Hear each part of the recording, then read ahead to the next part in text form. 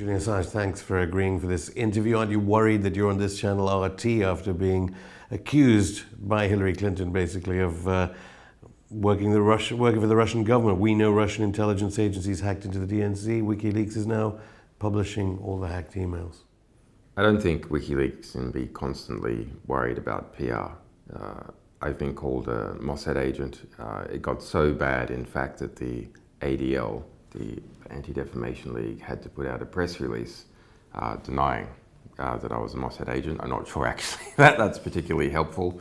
A cat torturer, a CIA agent, etc. So it's expected with our publications.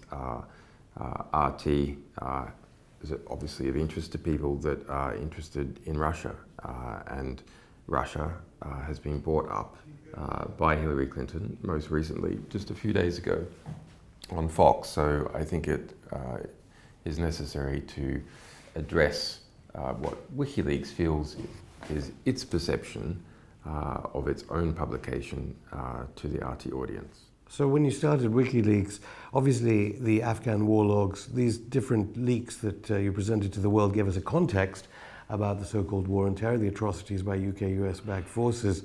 Did you ever think WikiLeaks was going to change the outcome of a US presidential election? Well, our proponents argue that we have shifted outcomes in improving election, Kenyan election. We've been involved in removing the intelligence heads of a number of countries as a result of our publications and the public accountability that has come from it. Yeah, I think it remains to be seen, right? And also the upcoming WikiLeaks publications to do with the presidential election, those can go either way. Hillary Clinton says she has proof that it comes from a Russian hack. Is that... Well, she is very sneaky. She made a sneaky statement on Fox, which contains elements which are simply strictly false, and other ones where she's sort of trying to push the truth through a very small gap. Hillary Clinton just said, we know Russian intelligence agencies hacked into the DNC. We know they arranged for emails to be released. Yeah, so actually she has a slight variant on the we know. I don't think she says emails, I think she says some documents. Because the difference here is that do state actors hack the political organizations of different countries? Does the United States government do it? Absolutely. Of course, it hacks the political parties of many different countries. Does French intelligence, Chinese intelligence, Russian intelligence hack political parties in order to collect intelligence? Yes. Did they hack the DNC? Has at least one state actor hacked the DNC? Probably. Now, this is a separate question to the release of our emails. So in the US media, there's been a deliberate conflation between DNC leaks, which is what we've been publishing, and DNC hacks of the US Democratic Party, which have occurred over the last 2 years, by their own admission, a number of times. You're not going to sue for defamation, though, given all the people saying that you were endangering the lives of people, and all manner of accusations about this set of DNC leaks have come out. You don't plan on taking legal action? Well, we look carefully. I mean, we sometimes do take legal action where there's a strict liability, and when we can show that someone knew that what they were saying was untrue. If it gets too bad in this case, then unfortunately that's what you have to do, because if there's no incentive to encourage people to say the truth and they won't do it by themselves, then unfortunately you have to take action. I think this statement by Hillary Clinton on Fox really does need to be tackled, because it concerns us directly in our publications. What she is attempting to do is to conflate our publication of pristine emails. No one in the Democratic Party argues that even a single email is not completely valid. It hasn't been done. And the head of the DNC, Debbie Wasserman-Schultz, has rolled as a result. And whatever hacking has occurred of the DNC or other political organizations in the United States by a range of actors. Now, in the middle, we have something which is the publication by other media organizations of information purportedly from the DNC, and it seems to be the case. So that's a series of Word documents and PDFs published by The Hill, by Gorka, by The Smoking Gun. This is a completely separate batch of documents compared to the 20,000 pristine emails that we released. In this batch of documents released by these other media organizations, there are claims that in the metadata, someone's done a document to PDF conversion, and that in some cases, the documents, the language of the computer that was used for that conversion was Russian. Okay, so that's the circumstantial evidence that some Russian was involved, or someone who wanted to make it look like a Russian was involved with these other media organizations.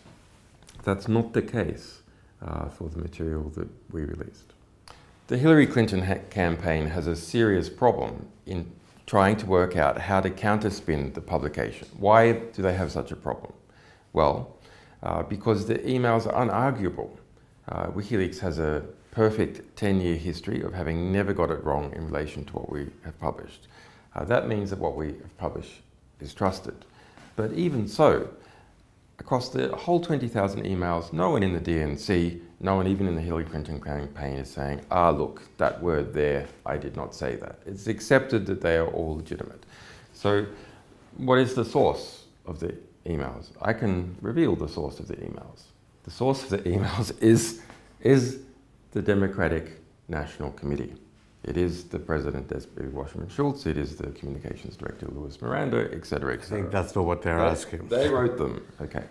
So we know they're accurate, we know who the source is, we know who the publisher is. From our perspective, that's all that's important. Now, there's an attempt to bring in a meta-story, and the meta-story is, did some hacker obtain these emails? Okay. People have suggested that there's evidence that the DNC has been hacked. I'm not at all surprised it's been hacked. In fact, Clinton says it's the Russian. If you read very carefully, they say it's been hacked many times over the last 2 years. And our sources say that the DNC security is like Swiss cheese. The DNI, the Director of National Intelligence in the United States, several months ago said that both the RNC, the Republicans, and the DNC were being attacked by a range of actors, from philosophical opponents to states engaged in espionage. Now, the head of the DNI, James Clapper, who's responsible for all US intelligence agencies, he's the boss of the CIA. If anyone knows what US intelligence agencies he knows. And on Friday, he had to come out and say that there's a lot of media hyperventilation, that they have no idea as to what motivation is, even if they did know who it was. So that's the head of the DNI dampening down ideas that they know who it is. Now, despite that, Hillary Clinton is saying untruthfully that she knows who the source of our emails are. Now, she didn't quite say our emails. She's playing some games because there have been other publications by The Hill, by Gorka, other US media, of different documents, not emails. So we have to separate the the various DNC or RNC hacks that have occurred over the years. And who's done that? The source, we know who the source is. It's the Democratic National Committee itself. And our sources, who gave them, these materials and other pending materials to us. These are all different questions. And, you know, Clinton is playing a fairly effective game at trying to distinguish these. But, I mean, we said, that can journalists count to two? It's not hard to count to two. We have DNC leaked emails that we have published, and we have questions about the hacking of the DNC over a number of different years by a number of different actors. These are different questions. Any Russian connections between Hillary Clinton and Russia? Any Russian connections there? Hillary Clinton has done quite well strategically to try and draw connection between Trump and Russia, because she has so many connections of her own. Now, my analysis of Trump and Russia is that there is no substantial connection. Why do I say that? Well, because Trump was trying to invest in Russia before Putin in the 1990s, after Putin, in fact, nearly all the way up to the present moment. And he's had no success. He did not manage to build hotels and so on in Russia. So that shows how insubstantial his contacts are. Now, if you look at Hillary Clinton, on the other hand, you see that Hillary Clinton was involved in approving the sale of 20% of the United States uranium reprocessing market to a Russian company. That's just an incredible thing when you think that uranium is part of the US nuclear weapons complex. In fact, it is the origin. This is a Russian government-funded company. Yeah, and now American uranium is being shipped off to Russia and potentially used or in the construction of Russian atomic weapons, or at the very least displacing the use of Russian uranium. So there's more spare uranium. Your involvement is through John Podesta, who's our campaign manager. The involvement is in a number of areas. So there's donations, large donations going into the Clinton Foundation. Why Hillary Clinton is Secretary of State at the time that she is making the decision as to whether to permit the export or not. And through John Podesta, Hillary Clinton's campaign manager, there's an extremely well-documented pattern of when Hillary Clinton was Secretary of State, those people, companies, governments, who wanted a decision by the Secretary of State in their favor, making large donations to the Clinton Foundation, or in some other cases, business deals with the people around Hillary Clinton. Now, one particular instance is the approval by Secretary Clinton of selling 20% of the US uranium reprocessing rights to a Russian company to be exported to Russia. So at that time, a large donation was made by those Russian interests to the Clinton Foundation. In addition, Clinton's campaign manager, Podesta, was on the board of a company called Juul Unlimited. And Juul Unlimited held some of these rights and received a $35 million investment from Russia. And that's a Russian government company. So Hillary Clinton is... From a Russian government company. And also Russians were on the board also with Podesta. So the kind of email revelations from WikiLeaks reveal that Hillary Clinton is a Kremlin stooge. I wouldn't say Kremlin stooge, but there is a much deeper connection on record with Hillary Clinton and Russia than we are presently aware of with Donald Trump. Is this revenge for Hillary Clinton overseeing the torture of Chelsea Manning, of obviously seeking continuing grand jury against yourself, perhaps extrajudicial killing of yourself, let alone the death penalty for yourself if you were tried in the United States? Is that why you're attacking? I just find it quite amazing. I mean, WikiLeaks is doing what it's always done. It's what its mandate is. for the past 10 years. In 2009, we published 50,000 donors and from the Senator Norman Coleman campaign. He was a Republican. So that's what WikiLeaks would. Just think, would WikiLeaks turn down tens of thousands of documents from a political party in an election? I think the interesting question is, would another media organization turn it down? And these questions about the motivations of an editor or a proprietor, actually I think they're fair. I think it is fair to ask those questions. I don't think the answers are very fair. But do you ever hear those questions asked about Phil Griffin, the president of MSNBC, or Comcast, or Time Warner? So whoever the source is, they couldn't trust those companies to be able to publish the information because they're already so partisan. I mean, I assume that's why the source came to us, because of that belief. When we were strategizing our rollout, which we had to really work hard to do a rollout before the DNC. It was a lot of work to try and meet that deadline. But we thought, okay, well, who should we choose as media partners in the United States who perhaps they know the backstory of some of these characters like Debbie Wasserman Schultz better than we do.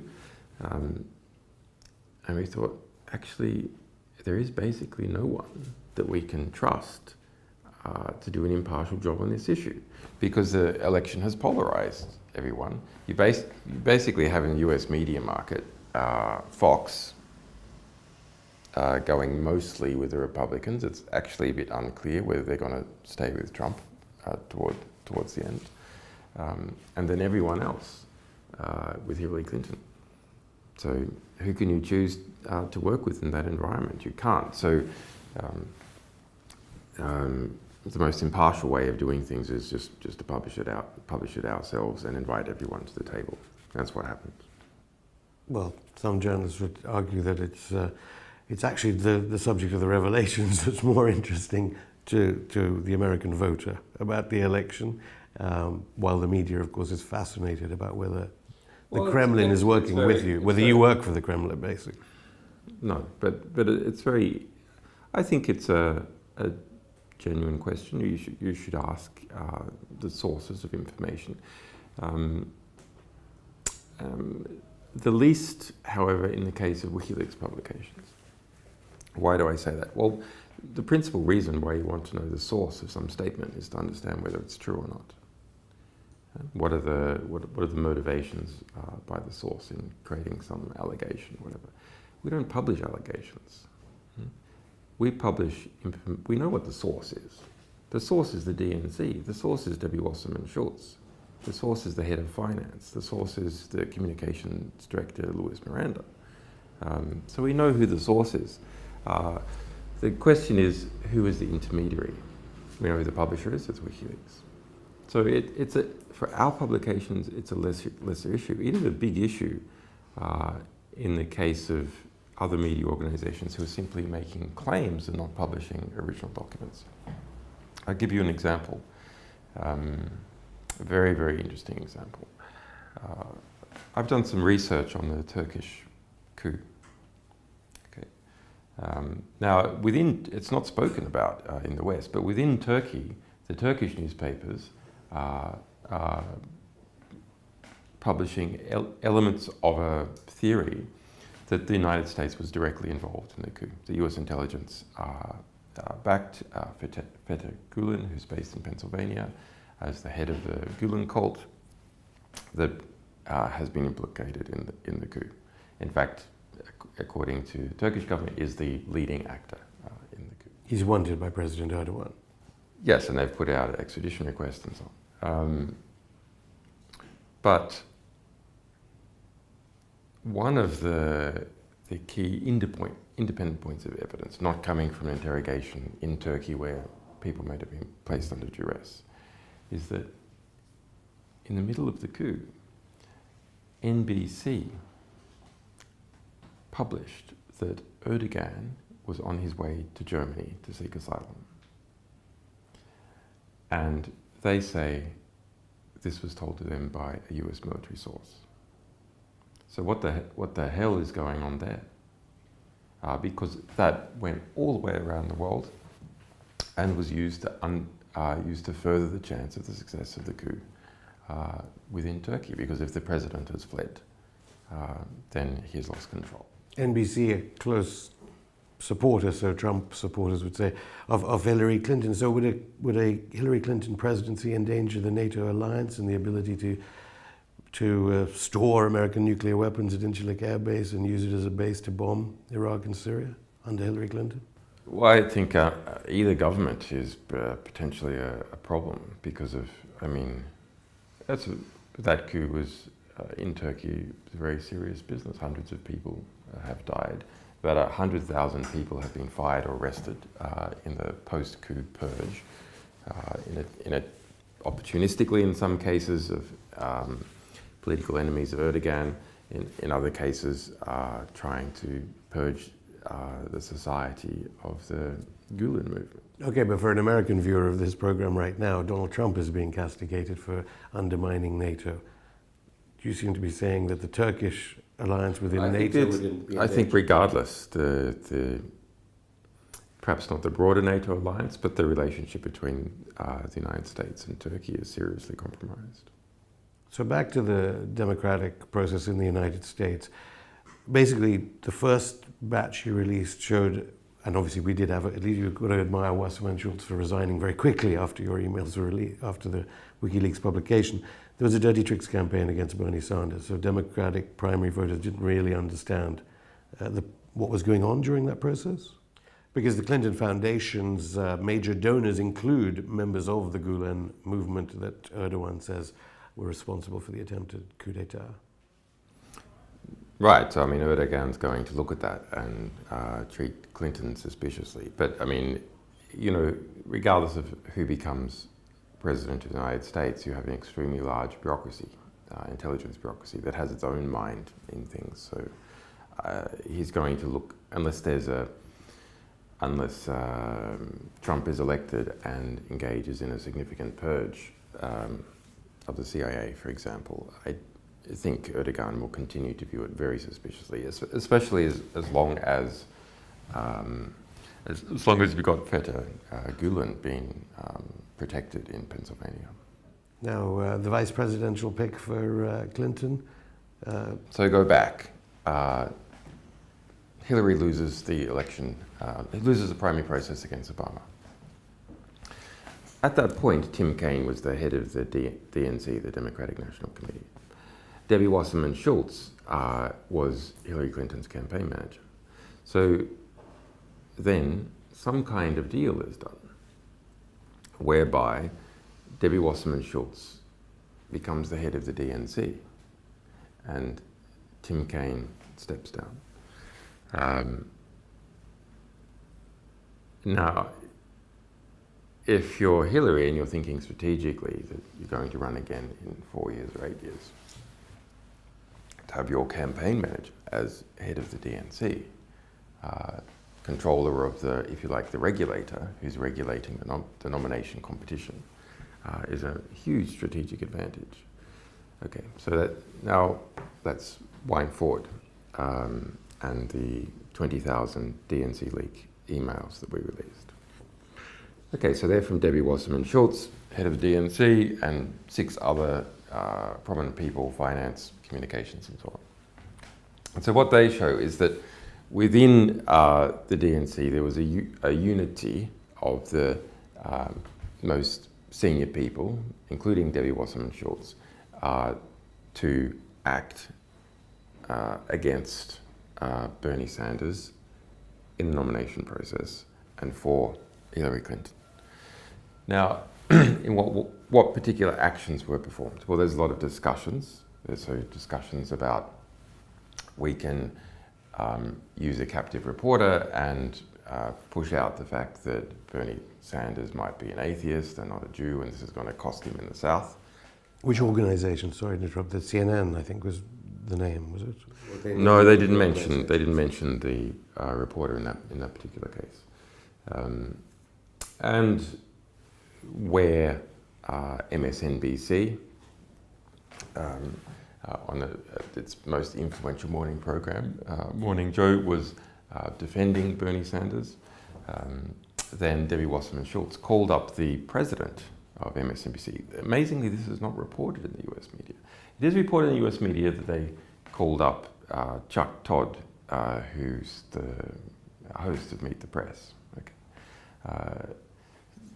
Something much more serious is not reported, that Debbie Wasserman Schultz herself personally called up the president of MSNBC to apply pressure in relation to positive coverage about Bernie Sanders on Morning Joe, their big morning TV program. Okay. Then to my mind, what is the most serious from an evidentiary point of view? It is the communications director, Louis Miranda, making an instruction to his staff to pump out a black propaganda story against Bernie Sanders, saying that his supporters were violent, and to put this out in a, quote, unattributable, unquote, manner. Why do I say that is the most serious? Because it is an instruction given through the chain of command to staff. It's not a discussion. It's not any one person calling up another person. And it is to depict Bernie Sanders supporters as violent. So that is not just a critique. That is not just to give Sanders a break here or make things a little bit harder for him there. It is to demonize a Democrat in the eyes of the public. So the Democratic Party demonizing a Democrat in the eyes of the public through covert means. Why did Hillary Clinton appoint Tim Kaine? This, it's kind of a non-entity. Doesn't give obviously the way if Hillary Clinton's going to win, well, she has a range of things she can use, but the biggest demand for her going into the convention was to show prominently to Bernie Sanders supporters that they had one of their guys at the table. Bernie Sanders as vice president, one of Bernie Sanders' key allies as vice president, or something of an equivalent nature. Didn't happen. In fact, when Debbie Wasserman Schultz was pushed to resign,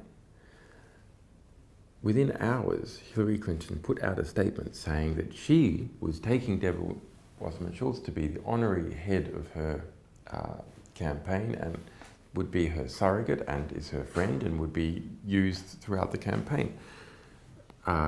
What kind of signal is that? When the person has been found to be acting corruptly, acting against Bernie Sanders, and you're trying to create unity, to conspicuously display that. She could have waited a week. Okay, she could have done it under the surface. Why conspicuously? Well, the DNC says because they didn't believe Bernie Sanders would win in November, which is why they would do everything to help the Democrat Party. But no. But why did Hillary Clinton conspicuously, after Debbie Wasserman Schultz, the head of the DNC, was pushed out as a result of our publications, why, moments after, did Hillary Clinton release a press release saying that she was effectively rehiring her? What kind of signal is that to create unity with the Bernie Sanders supporters? It is mad. So my perception is that the appointment of Tim Kaine and the conspicuous rehiring of Debbie Wasserman Schultz both come from the same phenomenon, which is cronyism. That Clinton's campaign, Clinton's structure is based upon these friendships and alliances that she has built up. And she cannot permit any signal to go out that says that she doesn't respect these alliances, because That's what the structure is based on. She would be endangered by breaking relations with those. Exactly. If she, for example, if she didn't pick Tim Kaine, and there was a deal done 8 years ago for Tim Kaine to resign and put in Debbie Wasserman-Schultz for strategic purposes, and then she doesn't give Tim Kaine whatever he was promised, perhaps the vice presidency, then of course she'll pay a price. Debbie Wasserman-Schultz, no doubt, knows a lot about Hillary Clinton, having been intimately involved in her previous campaign. So Hillary needs to keep her close.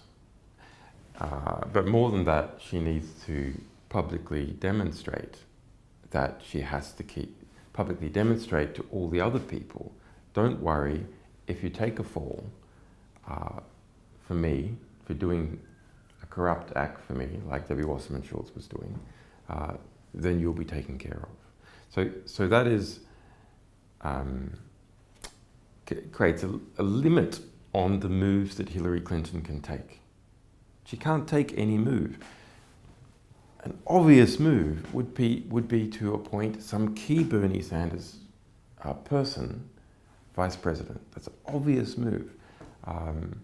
Or to not be conspicuous about saying, oh, you just screwed over in a corrupt manner the Bernie Sanders nomination. You're implying that there's much more information which she's blackmailable by these different people. Hillary Clinton does not have an unlimited number of moves she can make. She's confined on her chessboard as a result of these relationships. That may well cost her the election, because there wasn't a move. She's not an idiot. She's a highly intelligent woman. There wasn't a move available to her to unite with the Bernie Sanders supporters. That move was not available to her. Okay, because the pieces, those squares were already occupied. Well, there is no way, presumably, Hillary Clinton can win if there is a link between Hillary Clinton and ISIS-Daesh. Now, I know your WikiLeaks is reviewing all these different emails. You have so many of them, and you need to look at them and who they can damage, who they can't, all sorts of things WikiLeaks does before releasing them. President Obama is now bombing ISIS-Daesh positions in Libya, so it's reported. Did Hillary Clinton use Libya as a conduit to sell arms to ISIS-Daesh in Syria? The US government, at the time that Hillary Clinton was in charge of foreign policy, did use Libya as a conduit to get arms to jihadists in Syria. That's well established, not just by a range of our materials, but by the investigative work of Cy Hirsch and a variety of other investigative reporters in the United States. Some of those even published in the New York Times. And any of the emails, I mean, you have mentioned that Libya comes up in so many of the emails that you've been releasing. As regards Hillary Clinton as Secretary of State. In the batch of 32,000 emails we released a few months back, there are 1,700 in relation to Libya. So including, I suppose that the most useful one is which is colloquially referred to as Hillary Clinton's Libya brag sheet.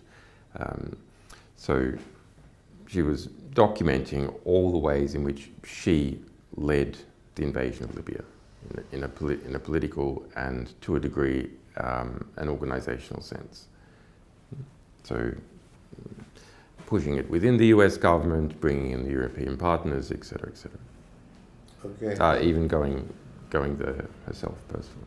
Anything to add to reports that, according to the French papers, the big French industrial conglomerate Lafarge, which has been donating money to the Clinton Foundation, and has got the reports in the French press were it was it was relating funds with ISIS-Daesh.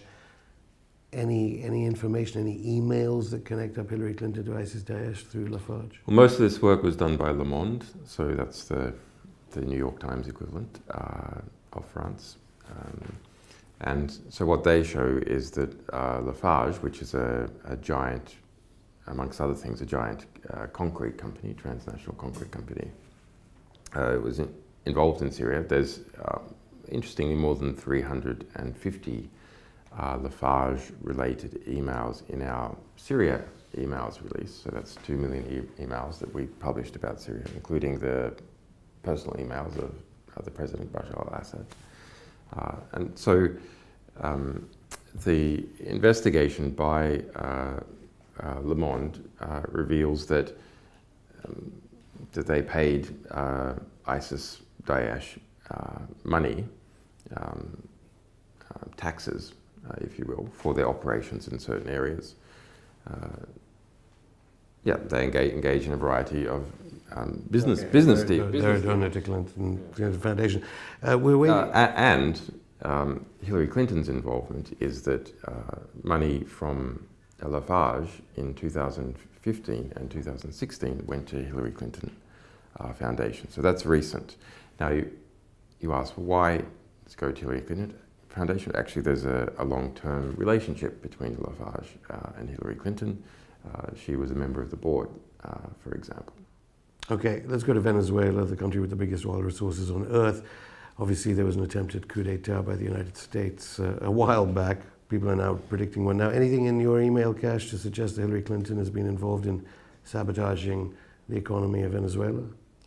Or the DNC? You mean our pending emails or our presently? Both. Of course. Pending emails I can't talk about. Sure. I mean, we have released, yes, there's a lot of material that we have published, cables, emails. But some have said people are starving to death in Venezuela because of the sabotaging of their economy via sanctions with Hillary Clinton and the DNC involved. There has been a range of attempts by the US government to undermine the Venezuelan government, the Venezuelan state, for years. Our publications document that going back to at least 2005. And so I don't think Hillary Clinton's term as Secretary of State was especially unusual.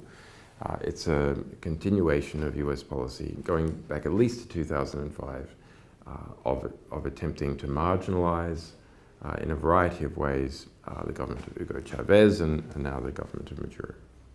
Okay, I know we don't have time to go through every country in the world, but Hillary Clinton's involvement, of course, in the democratically the overthrow of the democratically elected President Zelaya of Honduras. I mean, any other emails that suggest that we can get more information how Hillary Clinton tries to overthrow democratically elected governments? I know that her brother, Tony Rodham, was implicated in Haiti with mining licenses via the Clinton Foundation. Bill Clinton as well. Sure, I mean, Bill Clinton basically became the overseer or governor of Haiti. So, I mean, Clinton's intimately involved. There's reports back from quite an amazing report back from Chelsea Clinton, which we have already published, describing her trip to Haiti. But that's a kind of ingenuine, naive description. Chelsea Clinton is not, from what I have been able to read, she's not involved in the dirty work of the family. She's well, like some daughters of powerful families, they're treated like princesses, and try and keep them away from that. But I was actually talking about the brother, Tony Rodham. He got some licenses, and he actually is on the record for saying, I get licenses via the Clinton Foundation. I deal through the Clinton Foundation. That gets me in touch with Haitian officials. Yeah. So it is this foundation which is central. The Clinton, yeah, I mean, Do you expect that, I know you can't comment directly about the pending email releases from WikiLeaks, but do you expect more about the Clinton Foundation? Yes. I have to also get to Yemen, because Saudi Arabia does crop up in some of the emails you've already released. 20 million people now facing humanitarian disaster. Clinton Foundation mentions there was no mention of the Clinton Foundation at the DNC conference, noticeably, at all, about the good works it does. Do you think part of it is that connection to Saudi Arabia, let alone the 28 pages connection of 9/11 to Saudi Arabia? What is the connection between Hillary Clinton and Saudi Arabia that certainly got Israel angry? Well, it's extensive. I mean, the relationships between Hillary Clinton and Saudi Arabia, between the Clinton Foundation and Saudi Arabia. Saudi Arabia is probably the largest single donor to the Clinton Foundation. And you can see Clinton's arms export policies while she was Secretary of State, favoring extensively Saudi Arabia. I mean, it's not just Hillary Clinton, even before Hillary Clinton. I mean, the variety of US policy shifted by Saudi Arabia. Saudi Arabia extensively hires consultants. But as president, would President Hillary Clinton be more likely to do the bidding of Saudi Arabia than President Obama, or actually it doesn't make any difference? I'm not sure it makes a difference compared to Obama. I'm not aware of significant relationships between Trump and Saudi Arabia. He would probably, I imagine, develop those relationships rather swiftly once he was in office. There's a turning point in the United States, but potentially a turning point in relation to Saudi Arabia policy, because the United States is about to become a net exporter of oil because of shale. So the dependency on Saudi Arabia is no longer there. In fact, Saudi Arabia is an oil competitor, or soon to be an oil competitor to the United States. Now, the existing financial and personal ties and arms export ties to Saudi Arabia, those will still be there, but the relationship can go to one of a deep embrace and dependency to a more independent kind of relationship. And arguably, that has already started to happen. And the Iran deal that is part of Obama's and Kerry's legacy phase probably couldn't have happened if it wasn't for those changing nature of the oil relationship between the two countries. Okay, William Binney, the whistleblower who's been on our show, says that the NSA can easily get access to all these emails. So if there is illegality in the pending emails of your release or malfeasance in the ones you've already released, President Obama could presumably act on it and get Hillary Clinton charged, regardless of whether you're about to release an email, which would mean that James Comey or the FBI would have no alternative but to arrest Hillary Clinton. Well, our view, which we have already stated, is that if the evidence that the FBI has is enough for a grand jury to indict already. That's not hard. It's actually saying that a grand jury will indict a ham sandwich if instructed to do so.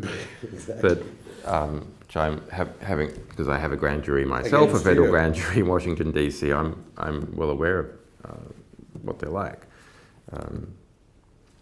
But the prosecutor has to ask the grand jury to indict. And the prosecutor doesn't ask, the grand jury won't indict.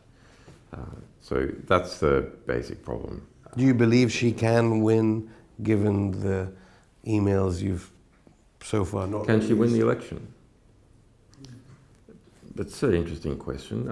I wouldn't be willing to say so far. We're releasing a number of Will it be up to media to be covering WikiLeaks properly for her to lose? There has been some decent coverage, to be fair. There's also was a very fast turnaround. it's interesting to see how these things go. You know, you've got news organizations want an audience. So initially people think, is that newsworthy? And then there's a rush, a competition for audience. And then you have the more politically connected people, the more senior management in a news organization going, you know, this is not helpful for our industrial interests or political interests. And you have some of those interests calling up and going, what the hell are you doing? Which is one of the things that came out in our emails. Debbie Wasserman Schultz calling up Phil Griffin, head of MSNBC. You're giving Trump the election, in effect.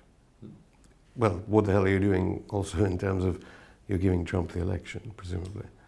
Yeah, calling him up and saying, you know, are you with us or against us? Like, what's going on? And so then you see a kind of turnaround in coverage over the next few days. We're quite used to that with many different publications. And just one last question away from the US presidential elections. It's 5 years since Mark Duggan was shot to death by British police. Of course, Black Lives Matter in the United States has come to the fore partly because of evidence gained via technology, mobile phone footage. What message would you have for Black Lives Matter both in the United States and here in Britain? Well, it's transparency. I mean, the transparency in relation to DNC leak, which took the head of Debbie Wasserman Schultz, head of the Democratic Party, that came from us presenting to the public pristine, original documentation of what people were doing. And the Black Lives Matter movement has come up, yes, by hard work for activists, but the core of what is driving it is footage that is undeniable, that everyone, it's not a matter of do you believe the police, do you believe the friends of the person who was shot, the witnesses. No, there's undeniable footage of exactly what has occurred, and that is what is stimulating